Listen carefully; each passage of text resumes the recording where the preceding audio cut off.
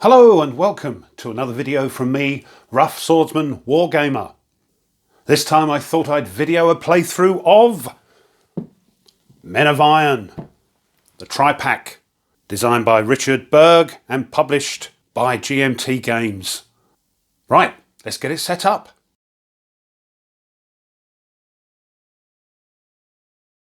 We're doing the Battle of Agincourt, Pas de Calais in France, 25th of October 1415. I thought I'd choose this battle because I'm new to the system. It's also, as you can see, a very small map and the counters are large.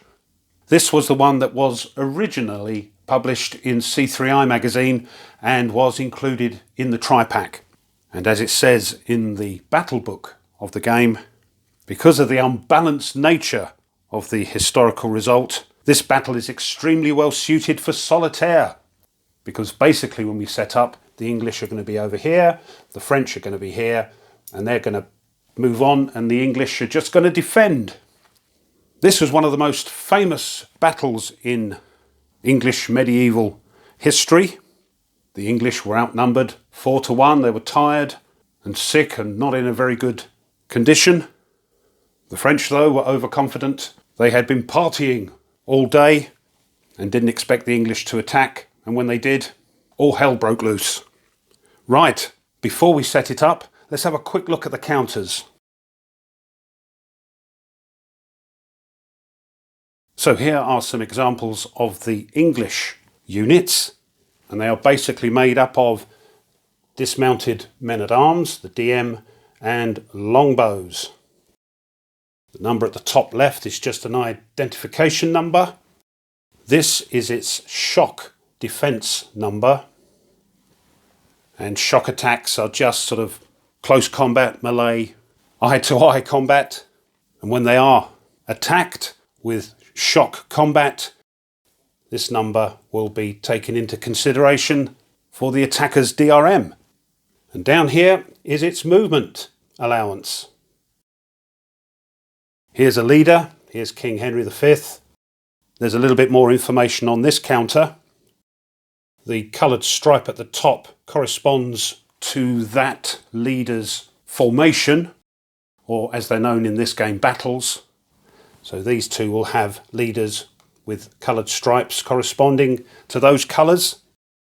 Little weeny number, if you can see it in the yellow box, is the leader's effectiveness, and we'll go through all these when they arise. Activation rating at the top here, command range in the middle, and its movement allowance at the bottom, and here is charisma. And in this case, the three little stars here tell us that for this scenario, King Henry V is the overall commander. Quick look at the French. Here are the French units. Again, identification number, which aids in setting up the battle. The shock defense, DRM, that the attacker will apply when these units are attacked. And some different units this time. A is archer, not longbow, just an archer. Again, dismounted men-at-arms, crossbowmen, and mounted men-at-arms, although they're not going to be much use, as you'll see in this battle. And the leader with the colour stripes, which will correspond to the battle they command. And just to finish off, here's the other side of the counter, the disordered side, and that's shown with the D here, reduced shock defense DRM, and for missile units, a reduction in their firing capabilities. Right, let's get it set up. So there we are, all set up. Looks quite crowded. Here we've got the French, as I say, and their leaders are on top of units here, in this case a crossbow unit, and the English. The terrain is pretty simple. We have clear, and we have a hill, if you like, and these things here. And the terrain chart is here. Up the wrong way, I'm afraid, but we'll try and explain what it says. For clear, for mounted and foot movement, it's 2, which is higher than normal because before the battle, heavy rains had soaked the ground to turn it into mud. So it was hard going, getting through the terrain. But it doesn't affect shock or charge DRMs. Although I don't think there'll be many charges because of these things, which we'll talk about in a moment. Here's the sort of elevation. Coming down doesn't cost anything, but if you go up from level 1 to level 2, then that will cost an extra movement point. Now, these stakes. Before the battle, the king commanded that the archers cut and stick long stakes in the ground, and as you can see, they were placed around all the longbow troops. There's just enough room for the longbow units to get through, to squeeze through there, but it will cost even them an extra movement point. However, the dismounted men-at-arms, if they want to squeeze through there, or indeed an unhorsed unit, will have to spend an extra 2 movement points to get through.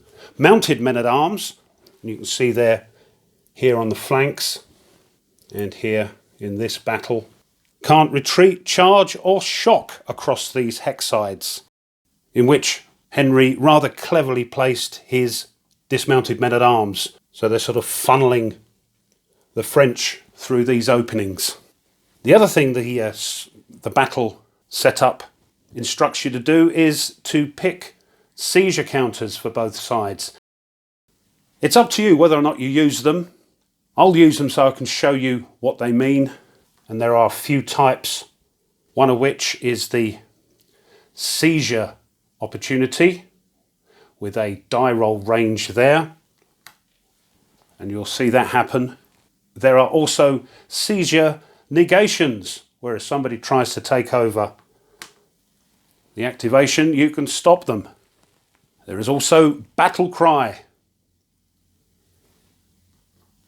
which allows you to rally one friendly retired unit. And we'll see all that as we go on. We've got into the breach. And that allows you to add a +1 DRM for one shock or charge attack against one defending unit. And this one, treachery. Whoops. Which isn't in the rule book, it's called something else. Unsteady troops stroke confusion. So that's what that means.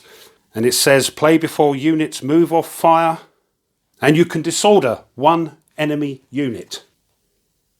And the French get exactly the same. And the scenario says the English can pick 4 and the French 2. So we'll do that in a moment. One last thing to look at before we start is the chart with all the record tracks on. There are no turns in this game. Victory is determined by something called flight points. And here we can see the track for that. And if a side loses units, depending what it is, that will move the counter up the flight point track. If the English counter gets up to here, they lose. And if the French counter gets up to here, they lose. Down here we've got the general track, and we can see this time counter is on 12 because this game uses a rule called timed engagements, and it's intended to encourage one side to attack in a timely manner, even when they don't want to. And what happens is the non-timed player, if they pass and do nothing in their activation, they can move this timer down 1, and when it gets to 0, the timed side loses. So as I say, it encourages the timed side to get a move on, because if they don't, the defender will just sit there, pass, and that counter will move down.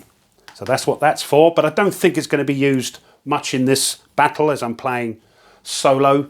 And incidentally, in this battle, it is the French that are the timed side. These, in case you're wondering, it says number of successful continuations.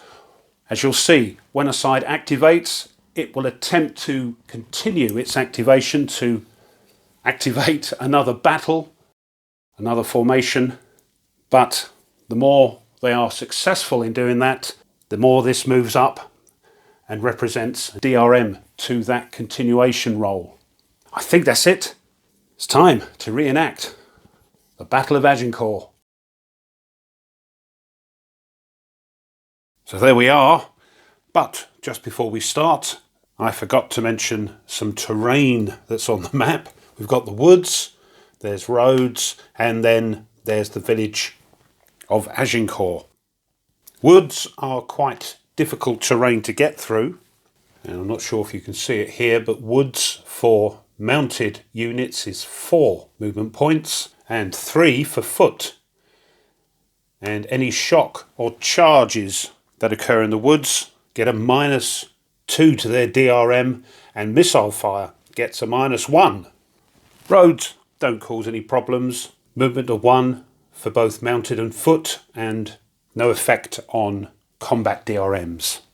And the village, to enter the village, will cost units 2 movement points, but for shock and charge there is a -2 DRM, and missile fire -1.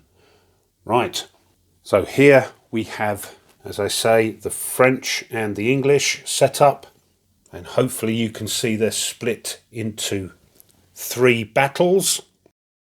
Over here we've got Edward, Duke of York, and he's got 3 units of longbows and 1 of dismounted men-at-arms. Here we've got the King himself, Henry V, who has just a couple of units at the front line, longbows and dismounted men-at-arms. And back here on the standard, we've got another longbow unit. The standards, incidentally, are where retired units congregate, and we'll have a look at that if it happens. And lastly, we have Thomas de Camoys. His battle is here, and once again it is longbows and dismounted men-at-arms. And right at the back here, doesn't do anything, but it is a possible objective for the French, is the wagon train, and that will incur 3 flight points for the English if it's captured. And of course the King is the overall commander. For the French we have 4 battles, first of which is the Duke of Orleans, and he is the overall commander, and we have mounted men-at-arms, dismounted men-at-arms,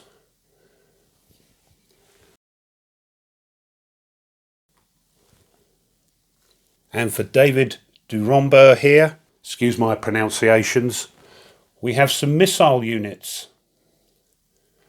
We have 3 units of archers and 3 units of Genoese crossbowmen.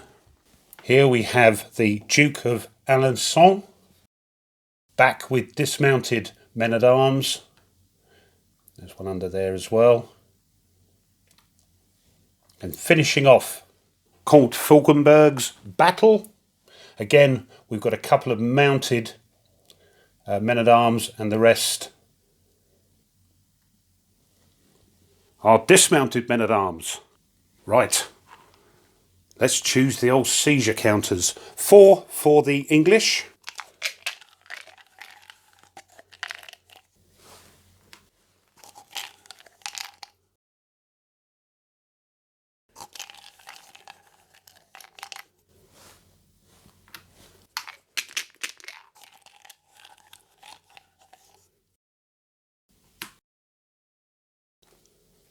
And 2 for the French.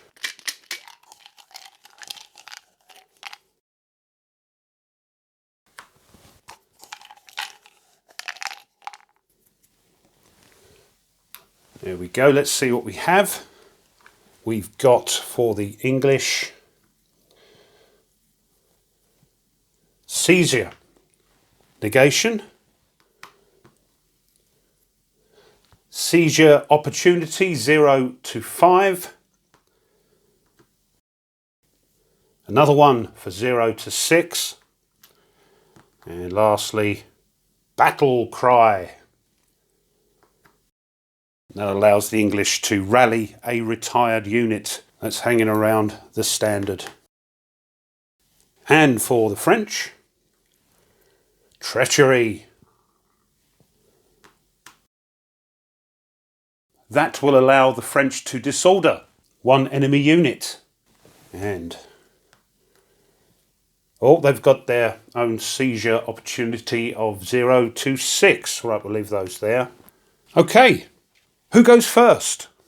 Well, according to the battle book, historically, the battle started with a volley of English longbow fire, which quite upset the French, and that spurred them on to rush forward. So therefore the French get the first activation, but it must be Orléans' battle that starts it off. On the back of the battle book, we've got an extended sequence of play, and I've just sort of printed that off to keep it handy. And at the bottom there, we've got the flight points for all the different type of units. So, Orléans' battle is first to go. The French are the active player, and the first thing on this sequence of play is the activation phase. Now, as it's the first activation, it's called a free activation, and normally, once the game gets going, whoever is the active player is allowed a free activation without any interference from the other side. So we know from the battle book that this is the first battle to be activated. The next phase is the move and fire phase. And of course the fire part only applies to missile units. So working our way down this phase, it says place any replacement leaders. Well, no, we've just started. Now before anybody's moved, the non-active player, i.e. the English, can play, if they have them, their battle cries and treacheries. But we have a battle cry for the English, but of course we're not going to play that. Next we have to check that this Battle of Orléans is in command range of its leader. Here we have Charles II, and here we have a, hopefully we can see it, the middle number there, number 4, that's its command range. So 1, 2 of course, 1, 2, 3, 4. However, this one, that mounted men-at-arms unit is in command because of a rule which says if a unit is not actually in command range but adjacent to a unit of its battle that is in command, and this is the one we're talking about, it's considered to be in command. So we get a chain effect. If we had a load more sort of units coming down here, they'd all be in command because the one next to it is in command. So that's okay. As we go through the turns, this will speed up because I don't have to explain what's going on, hopefully. There are no missile units, so we can now move. Now there's no zones of controls in this game, but there's adjacency. So when a unit enters a hex adjacent to an enemy unit, it has to stop. There are exceptions, but for our purposes, they will have to stop. We've got to bear in mind, remember, that these stake hex sides won't allow the mounted men-at-arms through, but according to the terrain chart, dismounted or unhorsed units will have to pay an extra 2 movement points. So as I said earlier, they're trying to sort of funnel everybody through these things, these openings here. I'll just move that just on there, that's better. Got knocked. So what are we going to do? Our leader's up here, and if we start moving these round, they may be out of command. And if you're out of command, incidentally, the 2 main ones that will probably concern us is that you can't move adjacent to or charge an enemy unit, and you can't move if you begin the activation adjacent to an enemy unit. So that's something to be mindful of. Right, I'm going to move him here. Now, we're coming downhill, so that's okay. It's 2 for each clear space.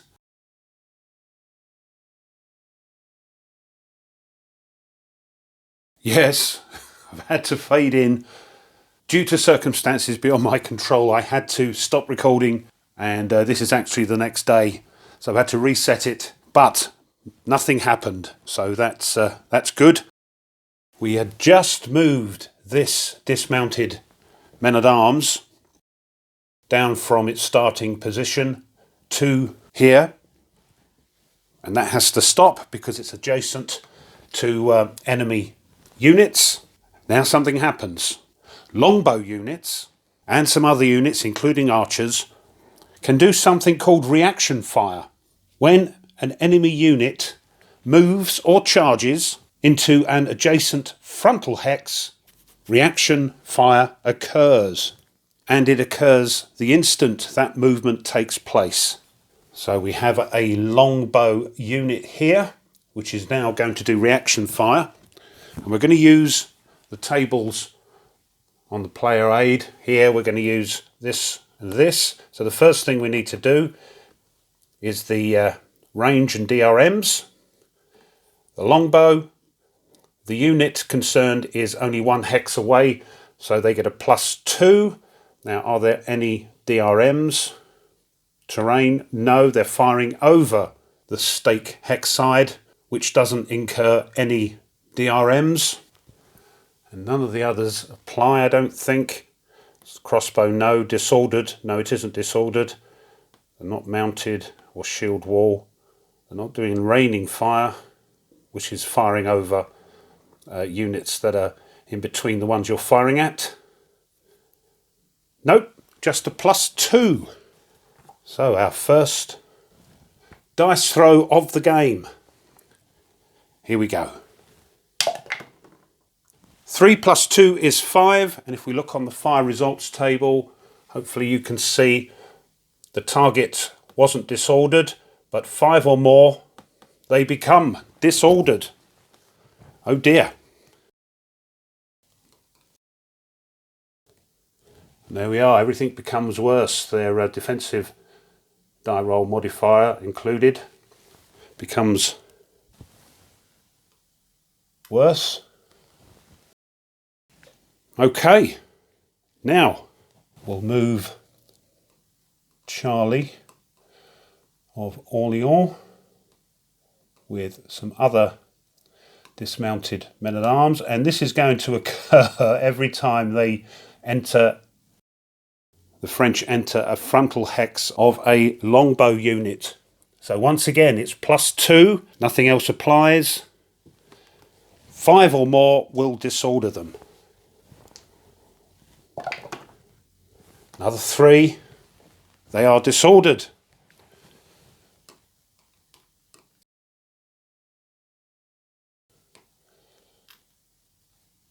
Nothing happens to the leader except that with missile fire, if the missile unit throws an adjusted dice roll of 9 or more and a leader is in that hex, they have to make a leader casualty dice roll, which we might see. Okay, next. And again, although this one's fired, I believe, because they could reload very quickly, it can do another reaction fire. Units like crossbow units can only fire once per enemy activation. So they're going again. 4 + 2 is 6. They are disordered, but this is how it goes. This one, I'm saying 1, 2, but it's 2, 4. Remember, these are 2 each. And this one's firing.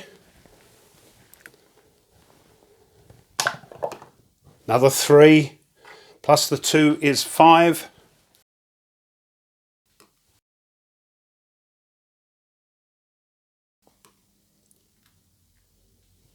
And this one, again, this is firing reaction fire. 4. Plus 2 is 6, yes. Disordered.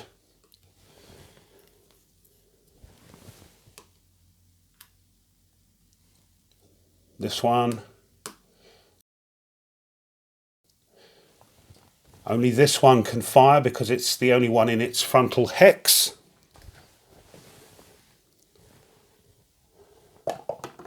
Six. Plus 2 is 8. Now we've just got the mounted men-at-arms. Now what we're going to do with those? We could move it here, but because of those stakes, let's just move that a minute, they can't shock or charge over that or through that. So I think it's best if we move here for 2 and then into the woods for 4, and that's our 6. But they can reaction fire. But this time they get a plus 2 for being 1 hex away, but they're firing into a wood hex, so it's -1, so it's only a +1 this time.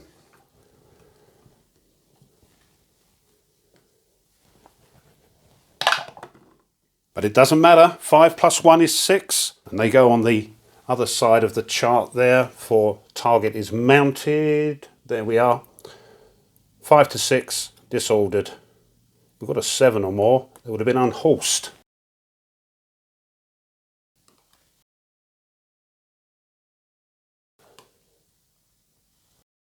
Don't be concerned, this is how it normally goes.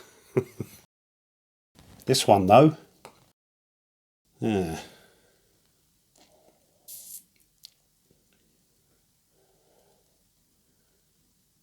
We'll just move in here, I think, for 4. So we could move there, but then they'd have a reaction fire. Then we'd have to move here to attack them, I think. So let's just move in. And that's that. Next, it's the shock phase. The close-up, hand-to-hand melee phase. So before we do that, we have to declare which ones are going into the shock phase, and units that are adjacent and decide to do shock combat have to attack all units in their frontal hexes. So let's have a look. We've got these little shock counters. So that one is going to attack there. That one. This one's going to attack this one, of course. This one's going to attack Edward or Duke of York. This one here. Henry is going to be attacked by that one. That one is that one. And this poor soul is going to have to attack both. Right. Shock combat. So let's do this first. Let's work our way down. And we use the shock combat results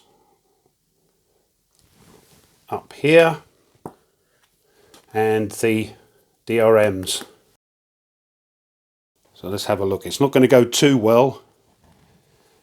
DRMs, the defender's shock defense. That's that big number there, if you can see it, +1, so we've got a +1. Strength advantage, if there were 2 units attacking 1, they'd get a +1, 2 -1. Here we're going to see a negative strength advantage when we get down there.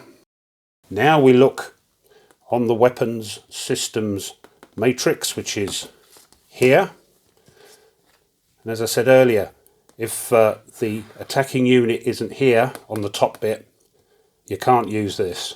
But we've got mounted men at arms against longbow, +3.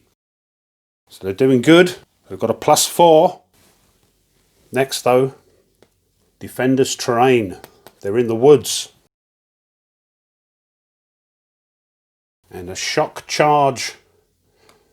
The DRM there is -2. So that's down to +2. It's not a continued attack, but the attacker is disordered. Another -2, so they're back to 0. And I don't think anything else applies. Defender in shield wall, no. They're not charging. They're not stacked with the leader. No. Defender is retired. No. No. They're not attacking through the flank or rear. So, after all that, it ends up as is. So let's see what these French mounted men-at-arms can do. 3. Oh dear. The defending unit's status is normal, and on a 2 to 3 the attacker is disordered, but once a unit is disordered it can't be disordered again. So that's nothing there, I don't think. So that one's done. Come here. Right, this one. Now you've got the sort of gist of how it goes. I'll whiz through it a bit quicker. Defender's shock defense is a +1. No strength advantage. And on the weapons matrix... Oh, wrong one. We got dismounted men-at-arms. I'll just show you that one. We've not seen that. Dismounted and longbow. Only a +2 this time. So they get a +3.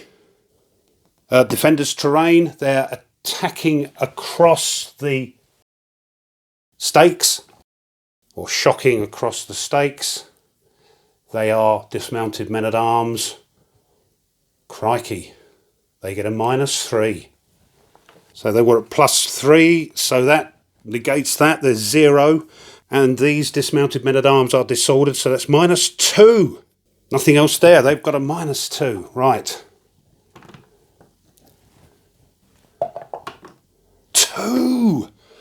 -2. The defending units are normal. So 2 -2 is 0. Attacker disordered.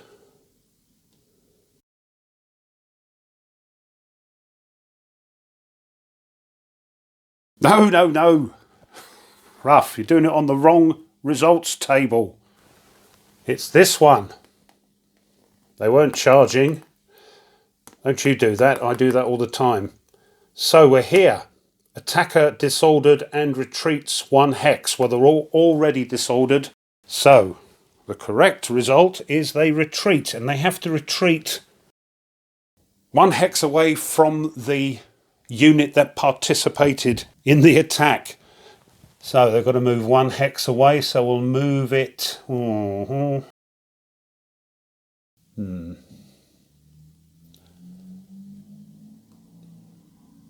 move it here.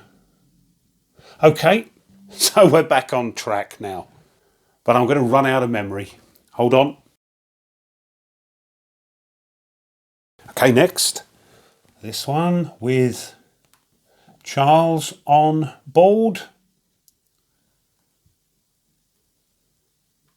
Dismounted men-at-arms against dismounted men-at-arms with Edward, Duke of York. Defender's shock defense, -2. No strength advantage. Weapons systems matrix. You've probably guessed if they're the same. Dismounted men-at-arms. Dismounted men-at-arms, 0. Terrain, no, they're fighting through that little gap, so nothing there. Attacker is disordered though, so it's another -2, so that's -4. And the only other one is this unit stacked with leader. Use charisma. And if you remember, on the leader counter, the charisma is this little number here in the white circle, but as you can see, I hope, it's 0. So no charisma.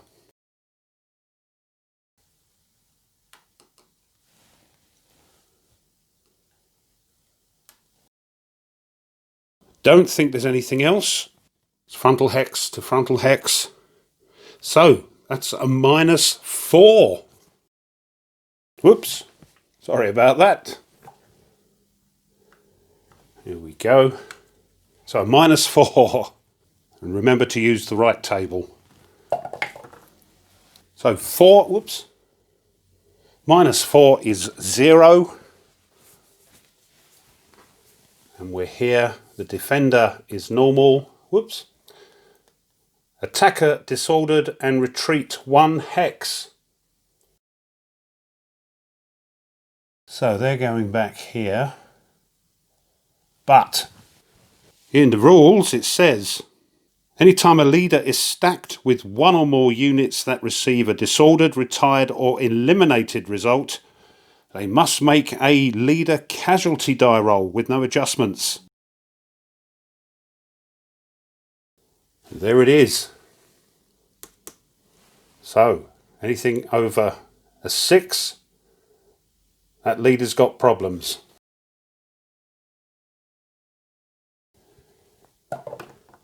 No, 5. He's fine. This one. Oop. Attacking a longbow. Again, +1. Defender's shock defense. On the weapons matrix it was +2, so that's +3. But they're attacking across that stake hex side, which, if I remember rightly, is a -3. -3. So that's 0. The attacker is disordered, -2, so I think that's it. 3 -2 is 1. Oh dear, oh dear. Not throwing very well. They're disordered and retreat. They're already disordered. So they'll go back. This one, oh crikey, he's against Harry. -3. Nothing on the matrix because they're both dismounted men-at-arms. The terrain's fine. But he is disordered, is that French unit. So that's another -2, -5. Oh dear. Well, can't get any worse than a 0 because attacker disordered and retreat. So they're all moving back. This one. Oh, come here. So +1. +2 on the matrix. But that's taken away because they're attacking through that stake hex side, so at 0. But they get a -2 because they're disordered. It's not going well for the French. That's 3. Attacker disordered, he stays where he is. The last one. This poor soul's got to attack both. He'll attack the longbow unit first. So +1. +2 on the matrix, +3, it's negated because of this. And a -2 because he's disordered.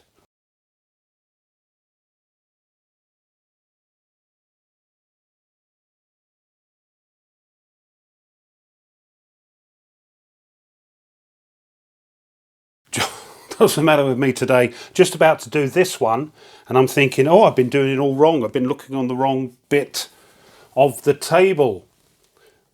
Should be looking on this bit, but no, Ruff. That's a defender unit status, so you're okay. So we're just about to do this last one. So apologies if the video is all sort of higgledy-piggledy. It is all above board, believe me. So it was -2. Right, let's have a look. 1, dear oh law. So, retreats. There. Could move there, but that means this these will get a better shot. Wouldn't get a reaction fire if it moved here, because that doesn't apply if they're retreating, I believe. So we'll move there. Right, that's the shock phase over. No continued attacks or anything like that. So, rally. This won't apply because it says during battle activation, rally any disordered units that did nothing. Well, they all did something. So, no. Continuation phase. This is where the French are going to try and carry on their activation by activating another battle. Can't be the battle that just activated. So, they are going to try and activate this battle, Romber's battle, because he's got all the missile units there. We can bring them up and start chucking arrows and bolts at them. So we'll look on the leader, and here is the leader's activation value, 3. So to activate that leader, the French have to throw the activation value or less, so that's 3 or less. The English could use one of their seizure opportunity counters, and if they do that, they have to nominate a battle that's going to try and seize that activation from them, but it's a 3 or less. So I think the English might save their seizure opportunities for a later date. They're pretty okay at the moment. So the English are going to let the French try and continue their activation. They're going to activate this, or try to. So a 3 or less. No, 6. What happens now? Well, the French activation ends. By the way, if the English had used one of these and were successful, they would of course activated that battle, but if they were unsuccessful, the French get another free activation. So that's something to bear in mind, but it doesn't matter because they threw more than the leader's activation value. So it now reverts to the English. But what I think we'll do, this has gone on long enough, lots of explanations, lots of rules and things. I'm going to leave it there. And hopefully in the next video we can romp through the phases a bit quicker. So it doesn't look good for the French, but then it didn't.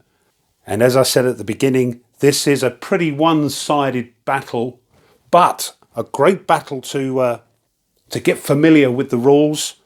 And basically all the English are doing are staying there and firing their arrows, and the French are trying to push through that very cleverly constructed line of stakes. Well, I hope you found that helpful and you enjoyed that. If you did, and you haven't done so already, it would be great if you would consider subscribing to the channel. It really does help.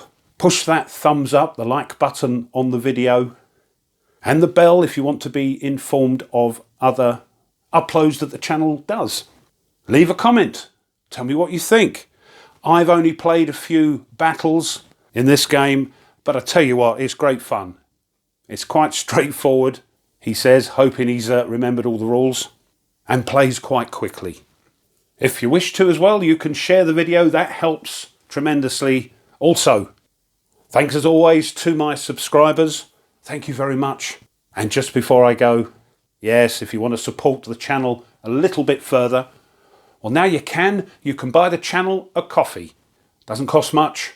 And as I say, all those coffees go towards new content for the channel to upload. I'll leave a link in the description if you want to check that out. And thank you. So, until next time, let's see what happens when the English loose their arrows on the French. So, until next time, as always, you take care and goodbye.